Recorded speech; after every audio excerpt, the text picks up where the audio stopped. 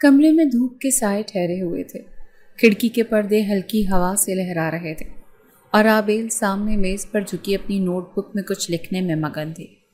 उसका ध्यान बार बार फ़ोन की स्क्रीन पर जा रहा था जो बार बार बज रहा था। व्हाट्सएप पर क्लास ग्रुप की चैट खुली हुई थी।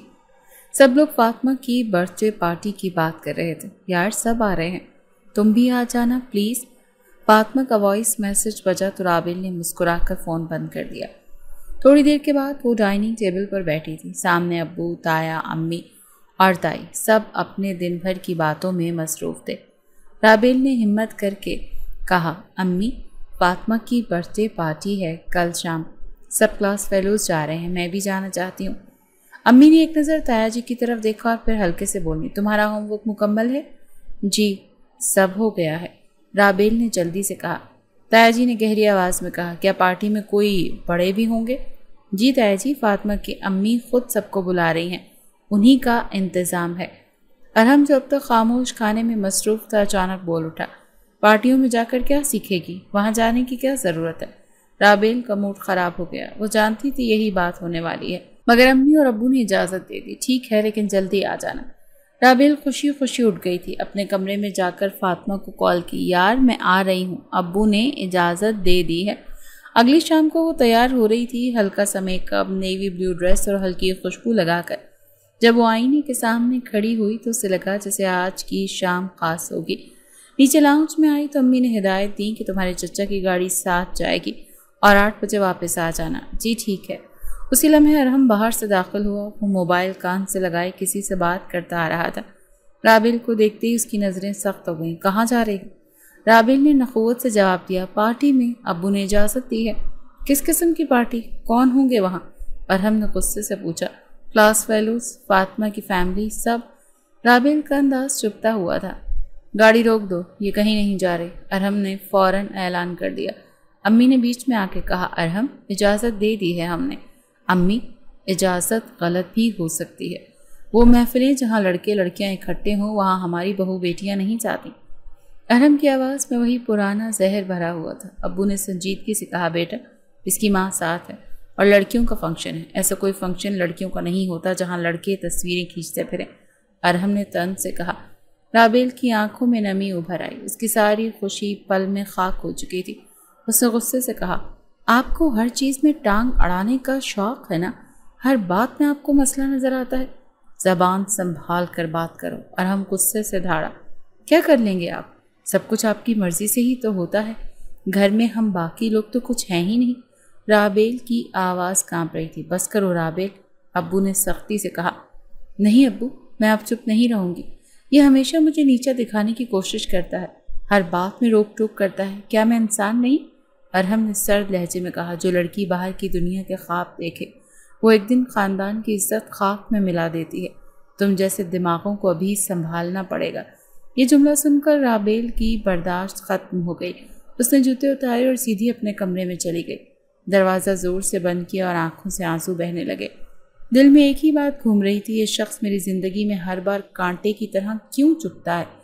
कमरे की खामोशी में मोबाइल की स्क्रीन एक बार फिर चमकी। सब आ गए हैं, बस तुम रह गई हो, फातिमा का पैगाम था। राबेल ने स्क्रीन को देखे बगैर मोबाइल बंद कर दिया। उसी लम्हे ताई अंदर आई। उनके हाथ में पानी का ग्लास था। बेटा तुम जानती हो अरहम तुम्हें लेकर हसास है, वो कुछ बुरा नहीं चाहता। राबेल ने रोती आंखों से कहा, इसे हसासियत कहते हैं। हर बार मुझे रोकना, मेरी खुशियाँ छीन लेना। मैं इंसान हूँ ताई, कैदी नहीं। ताई खामोश रही। कमरे की फ़िज़ा भारी थी। नीचे अरहम चुपचाप लाउंज में बैठा था। उसकी नज़रें खाली थी। वो जानता था वो सख्त था। वो जानता था राबेल को दुख पहुंचा है, मगर उसके उसूल, उसकी परवरिश उसे और रास्ता दिखाने ही नहीं देती थी। घर में हलचल थी, हर कमरे में काम हो रहा था। सबीहा की शादी करीब थी और ख़वातीन के पास फुर्सत का एक लम्हा भी नहीं था। राबेल अपने कमरे में कपड़े तरतीब दे रही थी जब समन अंदर आई। यार तुमने कल ढोल के लिए कपड़े रख लिए? मैंने तो अपनी पिंक फ्रॉक निकाली है, जूते अलबत्ता नए लेने पड़ेंगे। राबेल मुस्कुराई। मैंने भी कुछ सोचा है, वैसे भी शादी में कुछ रंग होना चाहिए। हर वक्त संजीदा और खामोश माहौल तो कब्रिस्तान में होता है। समन हंसी। बस अरहम भाई ना देख लें वरना सब कुछ बंद करा देंगे। राबेल का चेहरा एक लम्हे को संजीदा हुआ और फिर कहा, इस बार अगर उन्होंने कुछ कहा तो मैं भी चुप नहीं रहूँगी। سبیہ آپی کی شادی ہے اور میں بھی خوش ہونا چاہتی ہوں۔ نیچے لاؤنج میں خواتین شادی کے پہلے فنکشن کی بات کر رہی تھی۔ خالہ شمیم کہہ رہی تھی کہ ہم تو قوالی نائٹ بھی رکھنا چاہتے تھے، لیکن ارحم نے صاف انکار کر دیا۔ تائی نے ہلکی آواز میں کہا، ارحم کہتا ہے شور شرابے سے برکتیں چلی جاتی ہیں اور لڑکیوں کے گانے بجانے سے رشتے بدنام ہوتے ہیں۔ امی نے چپکے سے کہا، یہی سب تو شادیوں کا حسن ہوتا ہے۔ اس دوران رابیل نیچے آئی۔ امی، میں نے اور سمن نے ڈھول کے لیے پریکٹس شروع کرنی ہے، آپ کو اعتراض تو نہیں؟ تبھی ارحم سامنے آ گیا، جیسے اس کی غیر موجودگی میں ہی اسی کا ذکر ہونا تھا۔ کس بات کی پریکٹس ہو رہی ہے؟ رابیل نے کہا، ڈھول کی۔ سبیہ آپی کی شادی ہے، کچھ دن تو خوشی کے بھی ہونے چاہیے۔ اگر خوشی کا مطلب بے حیائی ہے تو میرے ہوتے یہ ممکن نہیں۔ ارحم نے دو ٹوک انداز میں کہا، بے حیائی؟ صرف گانا گانے سے؟ رابیل کا لہجہ چپتا ہوا تھا۔ گانے ناچنے کی اجازت میں نہیں دے سکتا، اور اگر کسی کو مسئلہ ہے تو شادی کے بعد اپنے شوہر سے اجازت لے کر لینا۔ سمن بیچ میں بولی، ارحم بھائی، صرف گھر کی لڑکیاں ہی تو ہیں، کچھ بھی باہر سے نہیں بلا رہے۔ ارحم نے سخت نظروں سے سمن کو دیکھا۔ تم خاموش رہو۔ جسے عزت کی تمیز نہ ہو وہی ایسی باتوں کو معمولی سمجھتا ہے۔ رابیل کو ضبط کرنا مشکل ہو گیا۔ وہ کچھ کہے بغیر کچن کی طرف بڑھ گئی۔ کچن میں اس کی ملاقات سبیہ سے ہوئی، جو روسی ملبوسات کی فٹنگ کی بات کر رہی تھی۔ رابیل، تم نے میرا گولڈن دوپٹہ تو نہیں دیکھا؟ آپ کے دوپٹے سے زیادہ تو آپ کی خوشی چھپ گئی ہے۔ رابیل نے آہستہ سے کہا، کیا مطلب؟ مطلب یہ کہ آپ کی شادی اب بے آواز ہوگی۔ ارحم بھائی نے سب کچھ سنبھال لیا ہے۔ سبیہ نے ہلکے لہجے میں کہا، بس اسے یہی لگتا ہے کہ وہ سب کا نگہبان ہے۔ بچپن سے ایسا ہی ہے۔ اس رات گھر کی خواتین نے چھپ کر ڈھول کی پریکٹس کی، چھت پر بیٹھ کر ہاتھوں پر تالی بجاتے ہوئے، بے آواز گیت گاتے ہوئے۔ رابیل بھی ساتھ تھی، دل میں یہ عہد لیے کہ وہ اس بار دبنے والی نہیں۔ ارحم کی سختی کے باوجود چھوٹی چھوٹی خوشیاں منائے گی۔ گھر میں شادی ہو گئی، دلہن رخصت ہو گئی، لیکن رابیل کے دل میں ارحم کی سختی کا ایک اور باب لکھا جا چکا تھا۔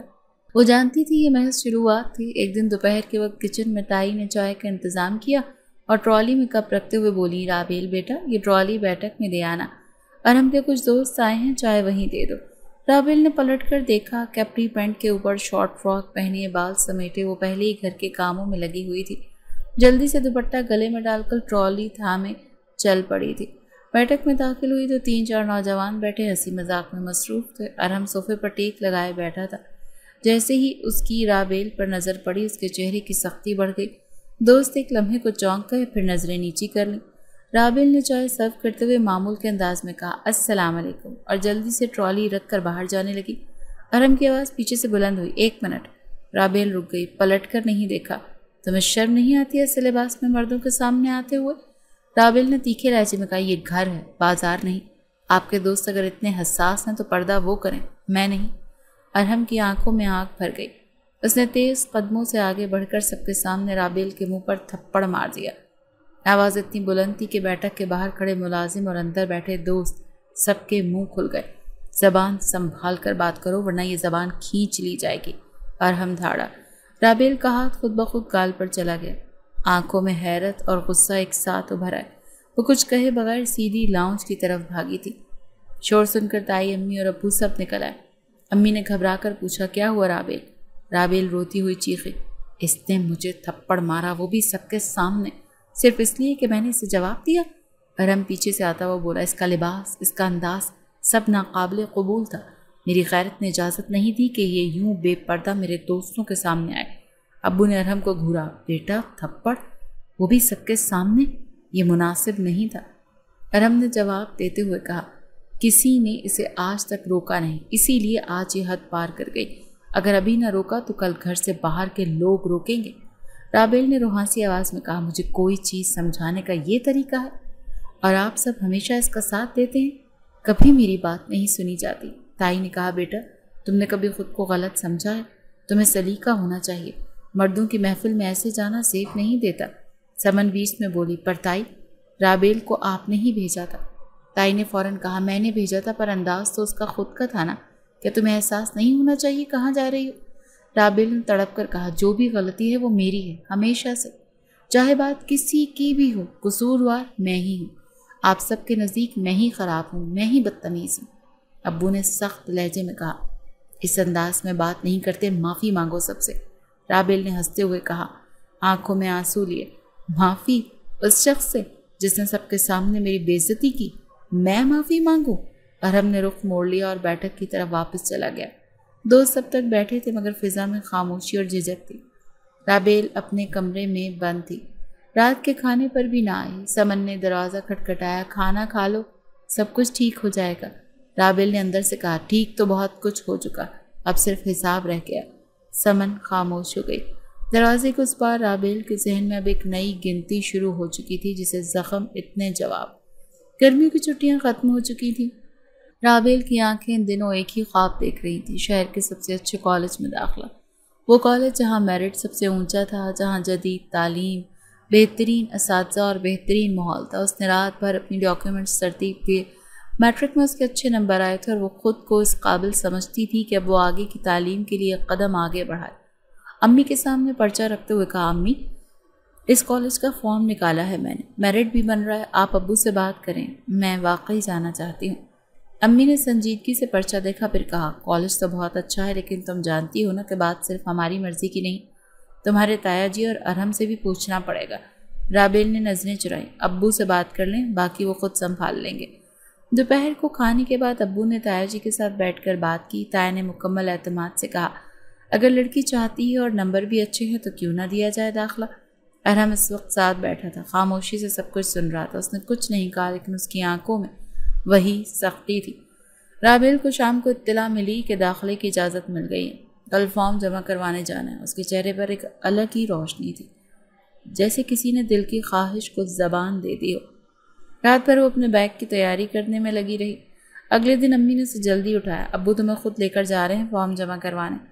جب وہ فارم جمع کروا کر واپس آئی تو چہرہ خوشی سے کھلا ہوا تھا۔ کھڑکی کے پاس آ کر بیٹھ گئی، ہاتھ میں رسید تھی جو بار بار دیکھ رہی تھی، لیکن یہ خوشی زیادہ دیر نہیں رہی۔ اگلے دن دوپہر کے وقت ارہم نے اپنے چچا کو ساتھ بٹھا کر بات کی، یہ کالج کو ایجوکیشن ہے، آپ کو نہیں لگتا لڑکیوں کے لیے مناسب نہیں؟ وہاں لڑکے لڑکیاں ایک ساتھ پڑھتے ہیں، کوئی گارنٹی نہیں کہ اس ماحول میں کیا ہو رہا ہے۔ رابیل کے ابو نے ہلکے انداز میں کہا، تعلیم کا ماحول تو اب ہر جگہ یہی ہے، ہمیں بیٹی پر بھروسہ رکھنا چاہیے۔ وہاں لڑکے لڑکیاں ایک ساتھ پڑھتے ہیں، کوئی گارنٹی نہیں کہ اس ماحول میں کیا ہو رہا ہے۔ اعتماد اپنی جگہ لیکن احتیاط ضروری ہے۔ ارہم نے اپنی بات پر زور دیا۔ تایا جی بھی بات میں شامل ہو گئے، بات تو ٹھیک کہہ رہا ہے، اگر واقعی ماحول ایسا ہے تو اور کالج بھی تو ہیں، اتنا دور جانے کی کیا ضرورت ہے۔ شام ہوتے ہی رابیل کو بلایا گیا، بیٹا وہ کالج کا معاملہ دوبارہ سوچا ہے، ہم چاہتے ہیں تم کسی اور کالج میں داخلہ لو جہاں صرف لڑکیاں ہوں۔ رابیل کے چہرے کا رنگ بدل گیا، کیا مطلب؟ میں فارم جمع کروا چکی ہوں، رسید میرے پاس ہے۔ ارہم سامنے بیٹھا تھا، چپ چاپ۔ ابو نے نرمی سے کہا، بس فیصلہ یہی ہے، ہم چاہتے ہیں کہ تم ایک محفوظ ماحول میں تعلیم حاصل کرو۔ رابیل نے غصے سے کہا، محفوظ یا پابند؟ یہ آپ کا فیصلہ نہیں، ارہم کی ضد ہے، وہ ہر جگہ ہر موقع پر میرے آگے دیوار بن جاتا ہے۔ ارہم نے سخت لہجے میں کہا، اگر تم نے میرے ہوتے ہوئے وہ کالج جوائن کیا تو اس گھر کی عزت داؤ پر لگ جائے گی۔ رابیل تل ملا اٹھی، آپ کون ہوتے ہیں میری تعلیم کے فیصلے کرنے والے؟ آپ میرے باپ ہیں، میرے سر پر کفالت کا حق ہے آپ کا۔ ابو نے آواز نیچی کی، زبان کو لگام دو رابیل۔ رابیل نے روتے ہوئے کہا، جب جب میری خوشی قریب آتی ہے یہ شخص بیچ میں آ جاتا ہے ہر بار۔ امی نے بیچ میں آ کر اسے چپ کرانے کی کوشش کی لیکن رابیل اب حق پر تھی۔ اس نے ارہم کی طرف دیکھ کر کہا، تم بس طاقت کے نشے میں ہو، ہر کسی پر اپنا حکم جتانا چاہتے ہو۔ ارہم اٹھا اور اس کے قریب آیا، بغیر کچھ کہے اس کے منہ پر زور سے تھپڑ مارا۔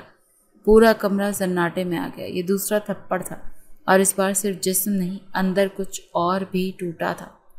امی نے چیخ کر کہا، ارہم کیا کر رہے ہو؟ ابو نے رابیل کو پکڑ کر صوفے پر بٹھایا، یہ کیا حرکت تھی؟ ارہم نے جواب دیا، اگر وقت پر زبان بند نہ کی جائے تو نافرمان لڑکیاں خود اپنی تباہی لکھتی ہیں۔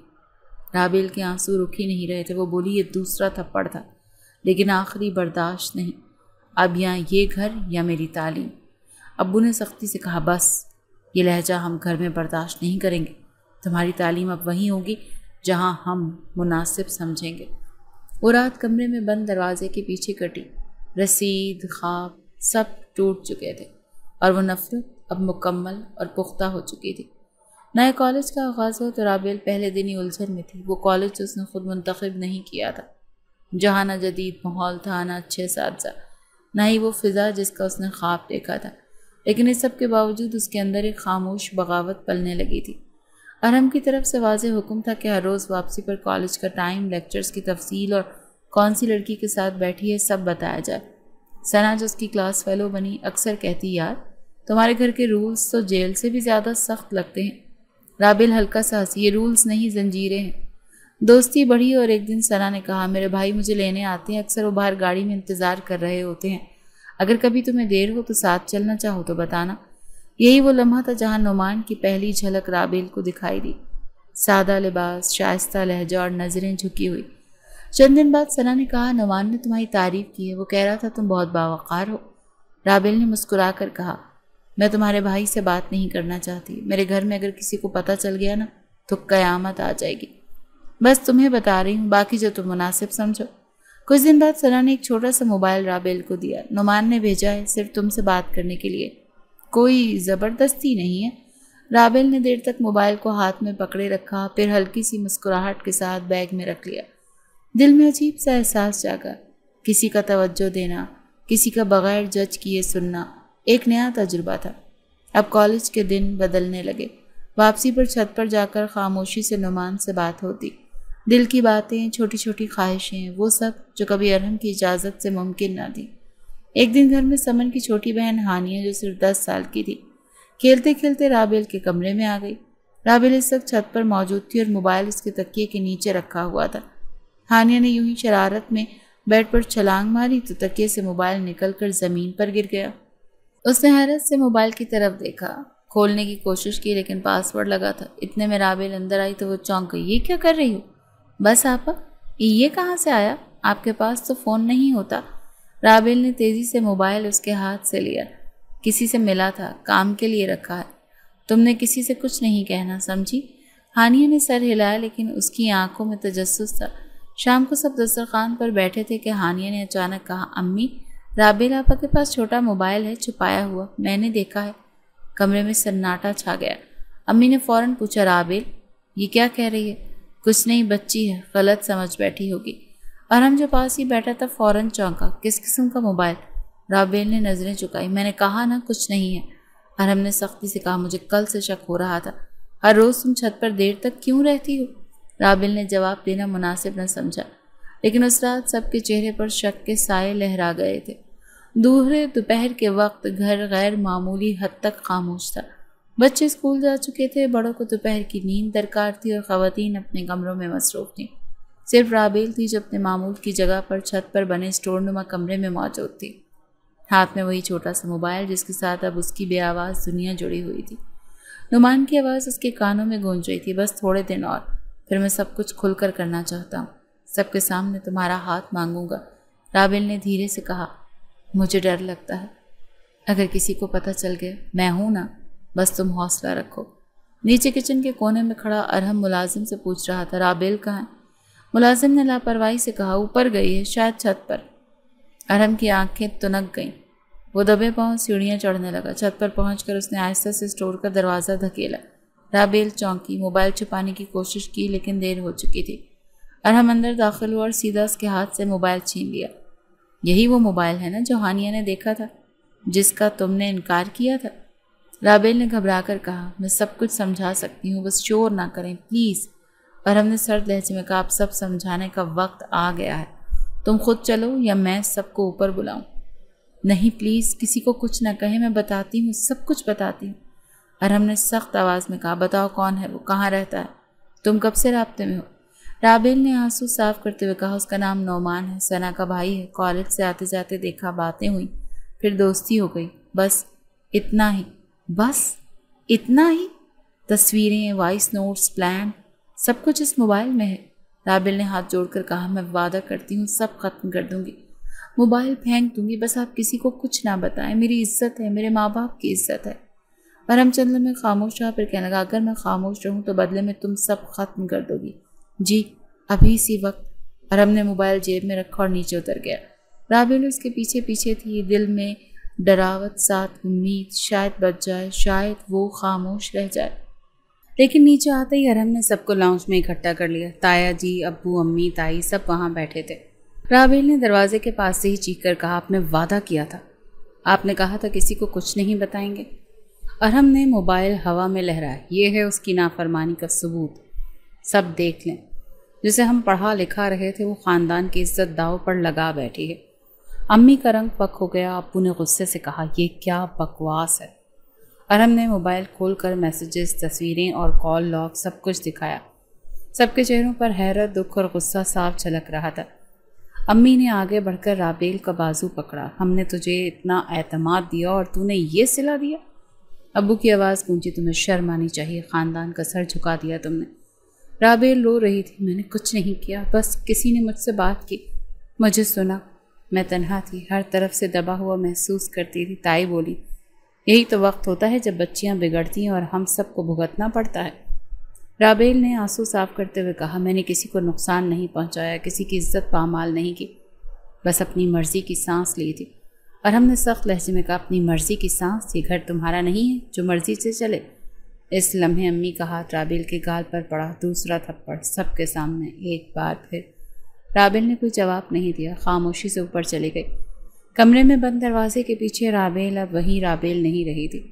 پچھلے چند دنوں سے اسے اندر سے ایسا بدل دیا تھا جیسے کوئی شعلہ خاموشی سے راکھ کے نیچے پل رہا ہو۔ وہ جان چکی تھی کہ اپنے حق کے لیے اگر بولے گی نہیں تو زندگی ساری اسی قید میں گزرے گی۔ اسے کالج جانے سے نہیں روکا گیا تھا، لیکن مکمل حفاظت کے ساتھ یونیفارم میں ملبوس وہ حسب معمول کالج گئی۔ کلاس کے بعد گیٹ کے باہر ثنا کھڑی تھی، گاڑی میں نعمان موجود تھا، نگاہیں چھپی ہوئی تھیں لیکن اشارہ واضح تھا۔ رابیل نے اگر بڑھ کر نعمان کی طرف دیکھے بغیر دروازہ کھولا اور پچھلی سیٹ پر بیٹھ گئی۔ گاڑی روانہ ہوئی، سڑک پر جیسے ایک اور ہی دنیا چل رہی تھی۔ نعمان نے پہلی بار براہ راست پوچھا، تم تیار ہو؟ رابیل نے کہا، کسی اور کے فیصلے کا جواب تو دے چکی، اب اپنے فیصلے کا وقت ہے۔ نعمان نے چھوٹے کیفے کے سامنے گاڑی روکی، بیٹھے تو خاموشی ہی گفتگو بنی رہی۔ رابیل نے آہستہ سے کہا، میں تھک چکی ہوں، ہر بار کوئی اور میرے بارے میں فیصلہ کرتا ہے، اب اگر کسی کا ساتھ دینا ہے تو وہ کسی ایسا ہو جو میری مرضی سے ہو۔ نعمان نے سنجیدگی سے جواب دیا، تو پھر میں تمہارے گھر رشتہ بھیج دیتا ہوں۔ رابیل نے تھوڑے توقف کے بعد کہا، ہاں بھیج دو۔ اگلے دن ثنا کی والدہ نے رابطہ کیا، ان کے انداز میں نرمی اور لحاظ تھا۔ انہوں نے اطمینان سے کہا، ہم چاہتے ہیں کہ رشتہ باضابطہ بھیجیں، بات چیت ہو اور سب کچھ طے ہو جائے۔ گھر کا ماحول معمول سے کچھ مختلف ہو گیا۔ رابیل جانتی تھی کہ ارحم کو یہ خبر سب سے پہلے پہنچے گی اور وہی پہلا وار کرے گا۔ 3 دن بعد رات کے وقت سب لاؤنج میں بیٹھے تھے جب امی نے کہا، ثنا کے گھر سے رشتہ آیا ہے رابیل کے لیے، لڑکا شریف ہے، تعلیم یافتہ ہے۔ ارحم کی آنکھوں میں چنگاریاں بھڑک اٹھی، رشتہ کس کی اجازت سے؟ امی نے جواب دیا، ہم نے ابھی فیصلہ نہیں کیا، بس اطلاع دی ہے۔ ارحم سیدھا کھڑا ہوا، اس کی ضرورت نہیں کیونکہ رابیل کا رشتہ بچپن میں طے ہو چکا ہے۔ سب نے چونک کر ارحم کو دیکھا۔ امی بولی، کیا کہہ رہے ہو تم؟ کس کے ساتھ؟ ارحم نے سنجیدگی سے کہا، میرے ساتھ۔ تایا جان اور ابو نے بچپن میں ہمارا رشتہ طے کر دیا تھا، بات صرف ہمارے درمیان تھی، لیکن اب وقت آ گیا سب کو بتانے کا۔ رابیل نے خاموشی توڑی، یہ جھوٹ ہے، کبھی کسی نے مجھے کچھ نہیں بتایا۔ تم یہ سب ابھی اسی لیے کہہ رہے ہو کیونکہ میں نے اپنی مرضی سے فیصلہ کرنے کی کوشش کی؟ ارحم نے جواب دیا، یہ فیصلہ تمہارا نہیں، خاندان کا تھا۔ تم چاہو یا نہ چاہو اس نکاح کی بنیاد رکھ دی گئی تھی برسوں پہلے۔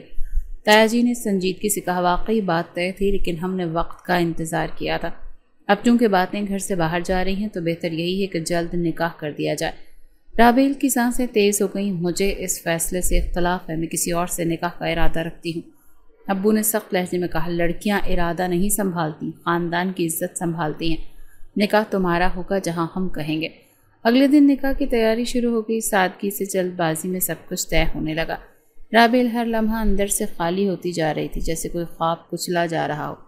نکاح کے دن سفید کپڑوں میں لپٹی خاموشی سے بیٹھی اس نے اپنے سامنے رکھے قلم کو دیکھا۔ قاضی نے سوال کیا، بیٹا آپ کو یہ نکاح قبول ہے؟ چند لمحوں کی خاموشی کے بعد دبے الفاظ میں صرف ایک لفظ نکلا، قبول ہے۔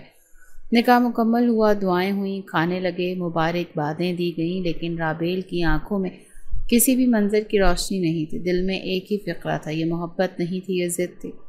کمرے میں واپس آ کر رابیل نے سفید دوپٹہ اتارا، آئینے کے سامنے کھڑی ہو کر خود کو دیکھا، نہ روئی نہ ہنسی، بس یوں ہی ساکت رہی۔ اسی وقت دروازے پر دستک ہوئی، امی کی آواز آئی، بیٹا۔ سب دعا کے لیے نیچے بیٹھے۔ رابیل نے دوپٹہ دوبارہ لپیٹا اور نیچے چلی گئی۔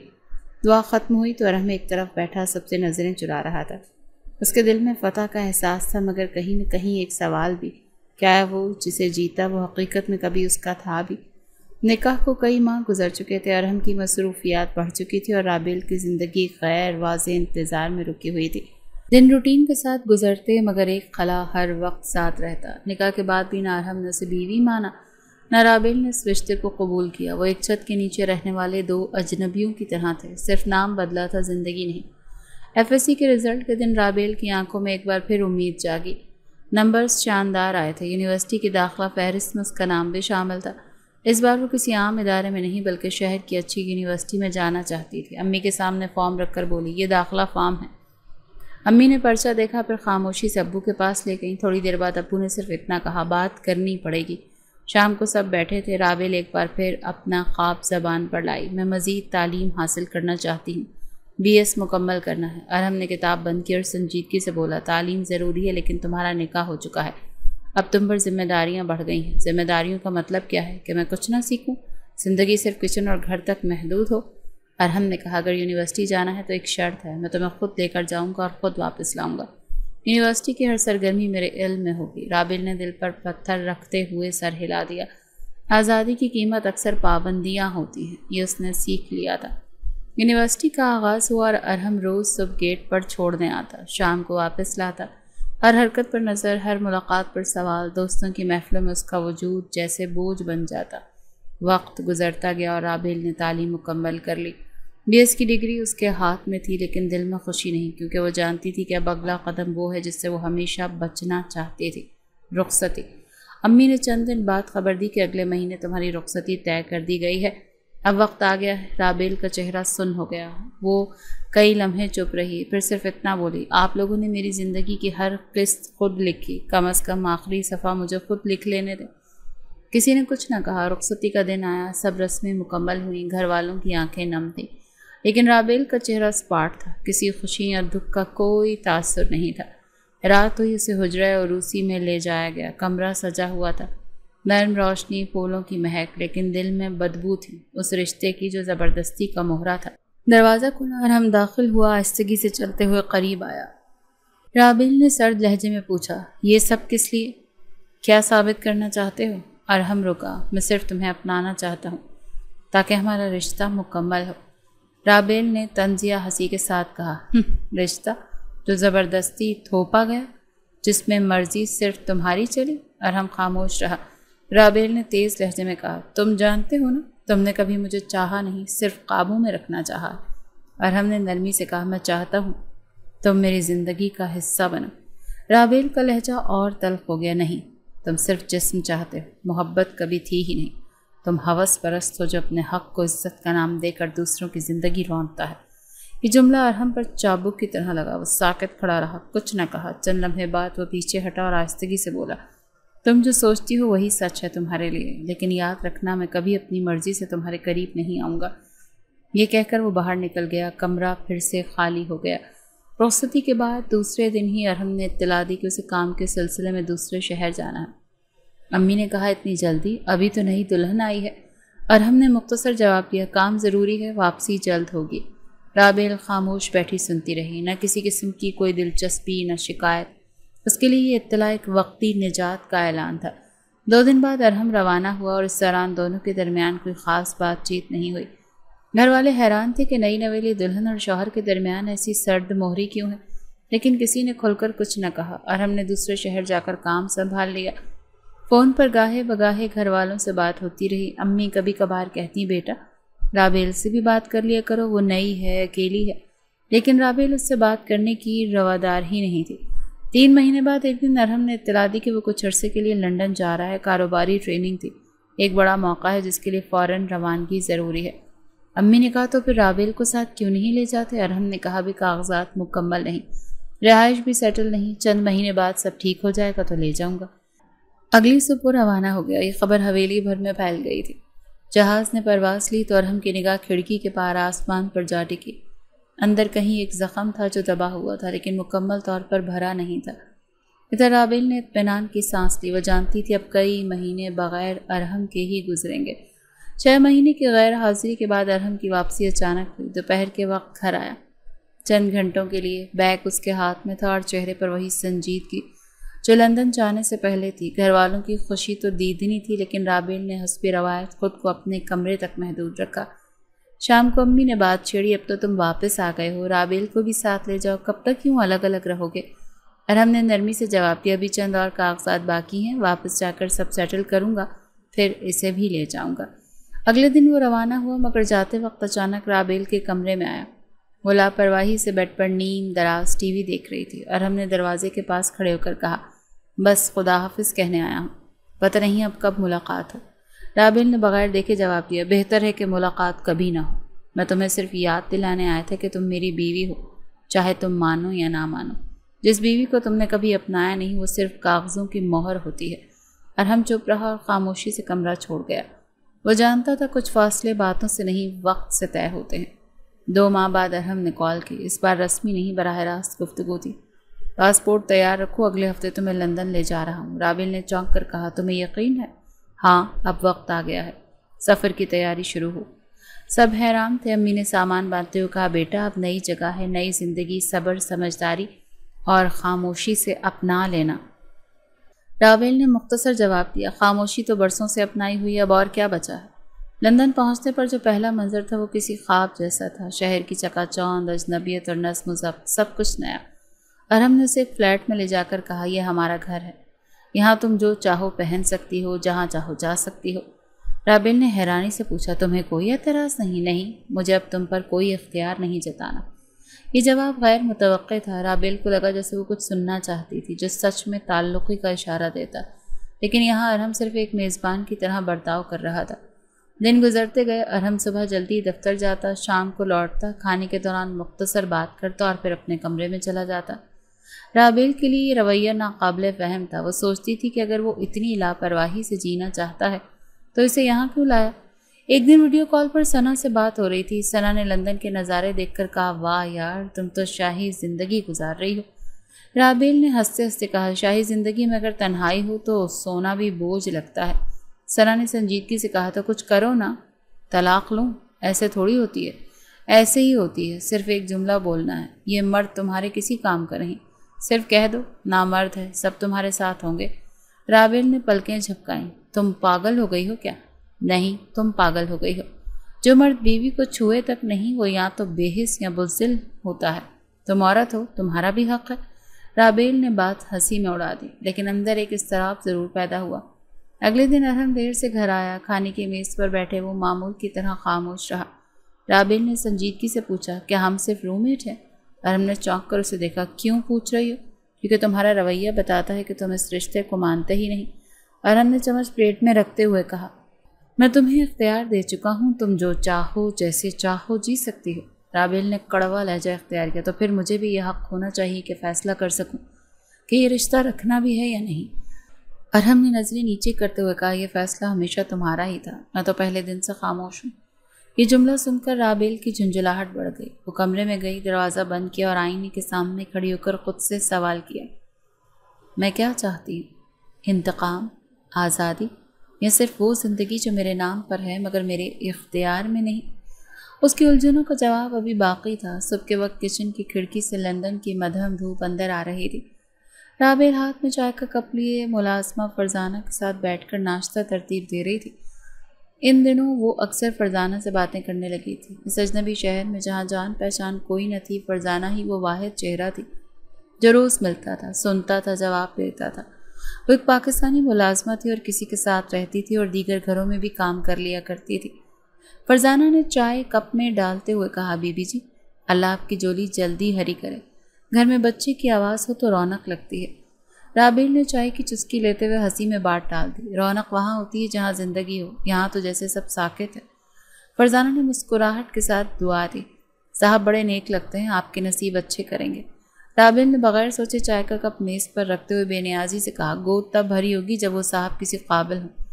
فرزانہ کے ہاتھ وہیں رک گئے۔ چند لمحے کے لیے کچن میں خاموشی چھا گئی اور تبھی کچن کے دروازے پہ کھڑا ارحم یہ سب کچھ سن چکا تھا۔ اس کے چہرے پر نہ حیرت تھی اور نہ غصے کا کوئی فوری اظہار، صرف ایک ٹھنڈی سی آہ تھی جو طوفان سے پہلے کی خاموشی ہوتی۔ رابیل نے اسے دیکھ لیا لیکن اس کے تاثرات کو سمجھنے سے قاصر تھے۔ ارحم بغیر کچھ کہے واپس اپنے کمرے کی طرف بڑھ گیا۔ رابیل نے فرزانہ کی طرف دیکھا، جو شرمندہ سی نظریں جھکائے کھڑی تھی۔ دن کا باقی حصہ خاموشی میں گزرا۔ شام کو ارحم دیر سے آیا، کھانے کی میز پر ایک بار بھی آنکھ اٹھا کر نہیں دیکھا۔ کھانے کے بعد اس نے کہا، رات کو تم سے بات کرنی ہے۔ رابیل کے دل میں ایک ہلکی سی لہر اٹھی، نہ خوف، نہ تجسس اور نہ ہی بے چینی۔ رات گئے وہ بیڈ روم میں آئی جہاں ارحم پہلے سے موجود تھا۔ کمرہ نیم روشن تھا، دروازہ بند، خاموشی گہری۔ ارحم بیڈ کے کنارے بیٹھا آہستہ سے بولا، آج جو تم نے کہا وہ صرف ایک جملہ نہیں تھا، وہ میرے وجود کے خلاف ایک اعلان تھا۔ رابیل نے تیز لہجے میں کہا، میں نے کوئی جھوٹ نہیں کہا، تم نے خود کو کبھی ثابت کیا ہی نہیں۔ کیا تم جانتی ہو تم نے مجھے کس کے سامنے رسوا کیا؟ بس ایک ملازمہ تھی، وہ کیا فرق ڈالے گی؟ ارحم نے سر جھکا لیا، پھر سنبھل کر کہا، تمہیں لگتا ہے تم آزاد ہو، تمہاری زبان، تمہارے فیصلے سب تمہارے ہیں، تو آج میں بھی وہ کروں گا جو صرف میرا ہے، صرف میرا حق ہے۔ رابیل نے چونک کر پیچھے ہٹنا چاہا۔ کیا مطلب؟ مطلب یہ کہ آج میں وہ رشتہ مکمل کروں گا جسے تم نے نامردی کے طانے سے داغدار کیا ہے۔ رابیل کے چہرے پر خوف کی ایک جھلک ابھری، لیکن اس بار ارحم نہ رکا، نہ سمجھایا۔ وہ جو برسوں سے خود کو قابو میں رکھے ہوئے تھا، آج اپنی خاموشی توڑ چکا تھا۔ کمرے میں کچھ لمحوں بعد صرف سسکیاں رہ گئیں۔ رابیل چپ چاپ بیٹھی رہی، آنکھوں سے آنسو مسلسل بہہ رہے تھے۔ وہ لڑکی جو ہمیشہ ضد، غصے اور بغاوت میں لپٹی رہی، آج اس کے لب خاموش تھے۔ ارحم نے کچھ نہیں کہا، بس خاموشی سے بیٹھ کے دوسرے کونے میں لیٹ گیا۔ رابیل ساری رات جاگتی رہی۔ صبح کی اذان جب فضا میں گونجی تو وہ خاموشی سے واش روم گئی، وضو کیا اور پہلی بار تہہ دل سے سجدہ کیا۔ دن بھر وہ خاموش رہی، نہ کسی سے بات کی، نہ کسی چیز میں دلچسپی۔ دوپہر کو وہ اکیلی بیٹھی تھی، ہاتھ میں اپنی ڈائری لیے جس کے صفحات برسوں سے خالی تھے۔ اس نے ایک سطر لکھی، آج پہلی بار جانا کسی کا حق چھیننا کیا ہوتا ہے اور کسی کا حق دینا کیسا لگتا ہے۔ اگلے دن ارحم حسب معمول دفتر گیا، مگر جانے سے پہلے دروازے پر رکا اور کہا، آج شام کو کچھ دیر کے لیے ساتھ چلنا ہے باہر۔ رابیل نے صرف سر ہلا دیا۔ شام کو وہ دونوں ایک پارک میں تھے جہاں خاموشی اور سبزہ دونوں موجود تھے۔ ارحم نے کہا، میں تمہیں توڑنا نہیں چاہتا تھا، لیکن تم نے مجھے مجبور کر دیا۔ رابیل نے پہلی بار نرمی سے کہا، میں سمجھتی ہوں تم بدل گئی ہو۔ نہیں، شاید پہلی بار میں نے کچھ سچائی کو سمجھا۔ کیا ہم نئے سرے سے شروع کر سکتے ہیں؟ رابیل نے کچھ دیر خاموش رہنے کے بعد کہا، شاید، لیکن یہ راستہ اب سمجھداری سے چلے گا، ضد سے نہیں۔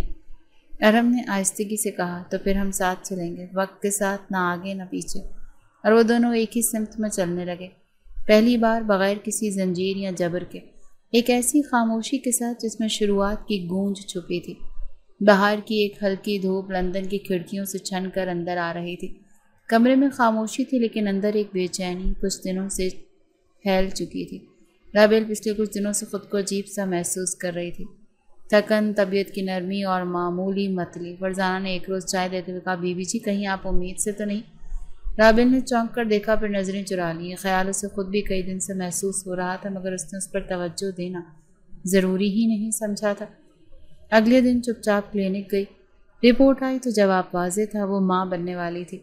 کاغذ ہاتھ میں پکڑے وہ دیر تک بیٹھی رہی، دل کی دھڑکن تیز ہو گئی۔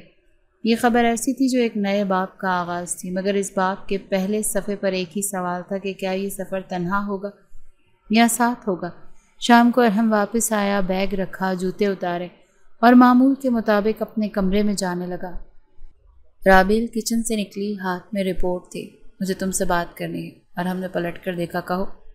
رابیل نے کاغذ اس کی طرف بڑھایا۔ ارحم نے پڑھا، پھر کاغذ ایک طرف رکھا، چند لمحے خاموش رہا، پھر وہ مسکرا کر بولا، آخر کار کچھ قابلیت تو ثابت ہوئی تمہاری۔ رابیل کا چہرہ ایک لمحے کو سفید پڑ گیا۔ وہ پلٹ کر جانے ہی والی تھی کہ ارحم نے کہا، یہ طنز نہیں، حقیقت ہے۔ تمہیں ماں بنتے دیکھ کر مجھے اپنی مردانگی پر سوال اٹھانے کی ضرورت نہیں رہے گی۔ اس بار رابیل کچھ بولی نہیں، صرف نظریں جھکا لیں، پھر آہستگی سے کہا، مجھے اس بچے سے بہت کچھ واپس لینا ہے۔ میری وہ زندگی جو مجھ سے چھینی گئی، وہ محبت جو کبھی ملی نہیں، وہ اعتماد جو کبھی قائم ہی نہیں ہوا۔ مہینے گزرتے گئے اور رابیل کے چہرے پر اب ایک نئی چمک تھی۔ وہ بدلی نہیں تھی بلکہ مکمل ہو رہی تھی۔ اب وہ صرف کسی کی بیٹی، بہو یا بیوی نہیں، ایک آنے والے وجود کی ماں تھی۔ وہ ہر صبح اپنا ناشتہ خود بناتی، احتیاط سے واک پر جاتی، پرہیز کرتی، کتابیں پڑھتی اور بچے سے باتیں کرتی۔ ایک دن ارحم نے دیکھا وہ آئینے کے سامنے کھڑی تھی، پیٹ پر ہاتھ رکھے، اور ہلکی ہلکی آواز میں کچھ بول رہی تھی۔ کیا کہہ رہی ہو اسے؟ ارحم نے دروازے پر کھڑے ہو کر پوچھا۔ رابیل نے پلٹ کر دیکھا۔ پہلی بار چہرے پر نرمی تھی، بس اسے بتا رہی تھی کہ دنیا میں آنے سے پہلے سے کمزور ماں نہیں، مضبوط ماں ملے گی۔ ارحم نے کمرے میں آ کر کرسی کھینچی، بیٹھتے ہوئے کہا، تم واقعی بدل گئی ہو۔ نہیں، میں وہی ہوں، بس پہلی بار اپنے لیے جی رہی ہوں۔ پیدائش کی تاریخ قریب آئی تو گھر کے ہر فرد سے ویڈیو کالز ہونے لگیں۔ امی دعائیں دیتی، تائی ہر روز کوئی ٹوٹکا بتاتی، ابو کی آنکھوں میں عجیب سا فخر ہوتا۔ سب کے درمیان اب رابیل کا وجود مرکزی ہو چکا تھا۔ اور پھر ایک دن طویل رات کے بعد اسپتال کے ایک کمرے میں بچے کی پہلی چیخ سنائی دی۔ رابیل کی آنکھوں سے بے اختیار آنسو بہہ نکلے۔ ارحم نے جب بچے کو ہاتھ میں اٹھایا تو چہرے پر وہ سکون تھا جو برسوں سے کھویا ہوا تھا۔ اس نے بچے کی پیشانی پر بوسہ دیا اور دھیرے سے کہا، یہ میرا وارث نہیں، میری نئی زندگی ہے۔ رابیل نے آنکھیں کھولیں، کمزوری کے عالم میں ارحم کی طرف دیکھا اور پہلی بار لبوں پر ایک سچی مسکراہٹ آئی۔ چند دن بعد جب وہ گھر لوٹے تو ماحول میں ایک واضح تبدیلی آ چکی تھی۔ ارحم کا رویہ نرم، ذمہ دار اور خیال رکھنے والا ہو چکا تھا۔ وہ ہر لمحہ بچے کے ساتھ ہوتا، رابیل کی ضروریات کا خیال رکھتا، اس کی پسند کا کھانا، وقت پر دوائی، حتیٰ کہ رات کو جاگنا بھی اس کی ذمہ داری بن چکا تھا۔ ایک دن رابیل نے ہنستے ہوئے کہا، مجھے لگا تھا تم بچے کی نیپی بدلنے سے بھی گھبراؤ گے۔ ارحم نے مسکرا کر جواب دیا، تمہارے ساتھ گزارے گئے ہر دن نے مجھے مضبوط بنایا ہے اور اب یہ بچہ مجھے مکمل کر رہا ہے۔ اب وہ شامیں جن میں پہلے خاموشی ہوتی تھی ہنسی کی آوازوں سے بھر گئی تھی۔ بچے کے رونے، قہقہے اور ارحم کی نرم باتیں اس گھر کو نیا رنگ دے رہی تھی۔ ایک دن رابیل نے بچے کو سلاتے ہوئے ارحم سے کہا، پتہ ہے تمہاری خاموشی مجھ پر سب سے بھاری بوجھ تھی اور آج تمہاری موجودگی میری سب سے بڑی طاقت ہے۔ ارحم نے نرمی سے رابیل کی طرف دیکھا، اور تم وہ لڑکی ہو جسے میں نے سمجھنے میں زندگی گزار دی، شاید اب جا کر سچ میں پہچانا ہے۔ وہ دونوں ایک دوسرے کی آنکھوں میں دیکھتے رہے، بغیر کسی تلخی، بغیر کسی ضد، صرف ایک خاموش معاہدے کے ساتھ۔ یہ نیا سفر جو ایک طوفانی ماضی سے جنما تھا اب روشنی کی ایک ایسی سمت کی طرف جا رہا تھا جہاں زخم مٹتے نہیں مگر سنبھل جاتے ہیں۔